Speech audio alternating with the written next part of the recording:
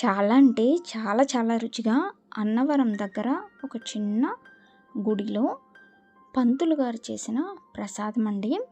ఆ రెసిపీని ఈరోజు మనం వీడియోలో చూద్దాము. Hello friends, welcome to Andhra kitchen. మరి పంతులు గారు చేసిన ఈ రెసిపీ కోసం, ఈ ప్రసాదం రెసిపీ కోసం ఇక్కడ గోధుమ రవ్వ తీసుకోవాలి. ఇక్కడ నేను కొలతకి ఒక చిన్న గిన్నె అనేది తీసుకున్నానండి. ఈ గిన్నెతో వచ్చేసి 1 కప్పు వరకు గోధుమ రవ్వ తీసుకున్నాను. అలాగే అరకప్పు పంచదార తీసుకున్నాను. ఇది వచ్చేసి కాంబినేషన్ స్వీట్ అండి. పంచదార అలాగే బెల్లం 2 వేసుకొని తయారు చేసుకునే స్వీట్ రెసిపీ చాలా రుచిగా ఉంటుంది. ఇప్పుడు ఈ పంచదారను కూడా పక్కన పెట్టేసుకొని ఏదైనా పాత్ర తీసుకోండి. అడుగు మాడకుండా ఉండే పాత్ర అనేది తీసుకొని ఏ కప్పుతో అయితే మీరు రవ్వ అలాగే పంచదార తీసుకున్నారో అదే కప్పుతో 3 కప్పుల వరకు నీళ్లు తీసుకోవాలి. 1 కప్పు రవ్వకి 3 కప్పుల వరకు నీళ్లు తీసుకోవాలండి. ఇది కరెక్ట్ కొలత అన్నమాట.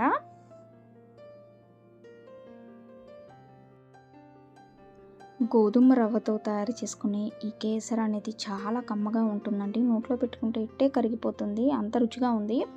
అది నేను మళ్ళీ కనుక్కొని మీకోసం వీడియోలో చేసి చూపిస్తున్నాను. ఇప్పుడు స్టవ్ ఆన్ చేసుకొని ఇప్పుడు మనం నీళ్ళు తీసుకున్నాం కదా, ఈ నీటిని మరిగించుకోవాలి.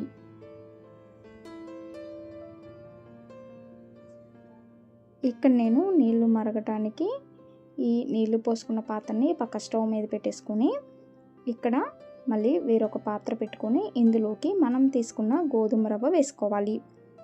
ఇప్పుడు గోధుమ రవ్వని వేయించుకోవడానికి నెయ్యి వేసుకోవాలి. గోధుమ రవ్వని చక్కగా నేతిలో వేయించుకోవాలి. మాడకుండా లో ఫ్లేమ్లో పెట్టుకొని వేయించుకోండి. రవ్వ వేగినట్లయితే చూస్తున్నారు కదా, మనకి కలర్ అనేది చేంజ్ అయిపోతూ ఉంటుందండి.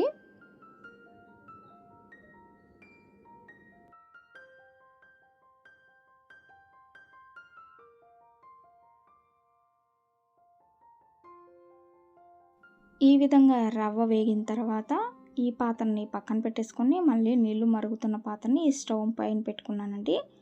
నీళ్లు ఈ విధంగా మరిగిన తర్వాత ఇప్పుడు ఇందులోకి మనం వేయించుకున్న రవ్వ వేసుకోవాలి.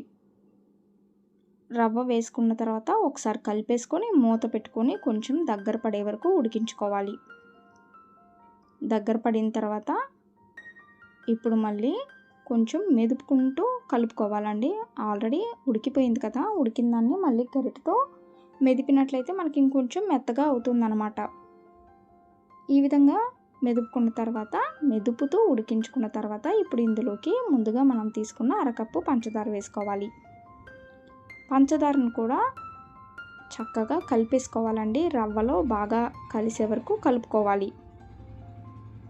ఈ విధంగా కలుపుకున్న తర్వాత ఇప్పుడు మళ్ళీ మూత పెట్టేసుకొని ఒక 2 నిమిషాల పాటు ఉడికించుకోండి.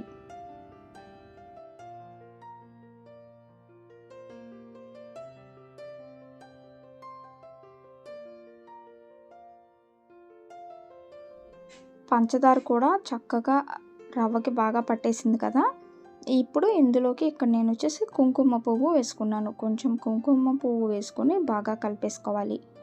అలాగే ఈ రెసిపీలోకి బెల్లం కూడా వేసుకోవాలండి. 1 కప్పు రవ్వకు వచ్చేసి 1.5 కప్పు వరకు బెల్లం పడుతుంది. అంటే కొంచెం తియ్యగా ఉంటుందండి. ఎక్కువ తీయగా ఉండటం ఇష్టం లేదు అనుకునే వాళ్ళు బెల్లం కొంచెం తగ్గించుకోండి. 1 కప్పు వేసుకుంటే సరిపోతుంది. ఇప్పుడు ఈ బెల్లం మొత్తాన్ని కూడా చక్కగా రవ్వలో ఉడికించుకోవాలి.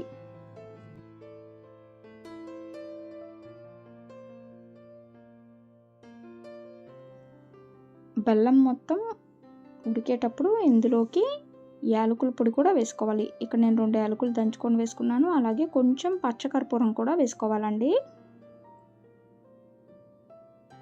దేవుడికి ఒకవేళ మీరు కూడా నైవేద్యంగా పెట్టాలి అనుకున్నప్పుడు పచ్చకర్పూరం అస్సలు మర్చిపోవద్దు.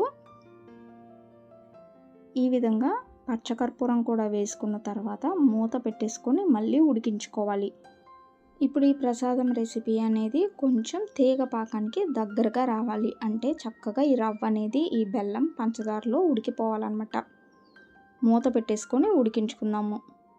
లో ఫ్లేమ్లో పెట్టుకొని ఉడికించుకోండి, లేకపోతే అడుగంటుకుపోతుంది. ఇప్పుడు మూత తీద్దామండి. ఒక 2-3 నిమిషాల పాటు ఉడికించుకుంటే చాలు. చూస్తున్నారు కదా, మనకి చక్కగా బెల్లం అనేది పైకి వచ్చేసింది. ఇప్పుడు ఇందులోకి కొంచెం ఉప్పు వేసుకొని మళ్ళీ ఒకసారి బాగా కలిపేసుకోండి.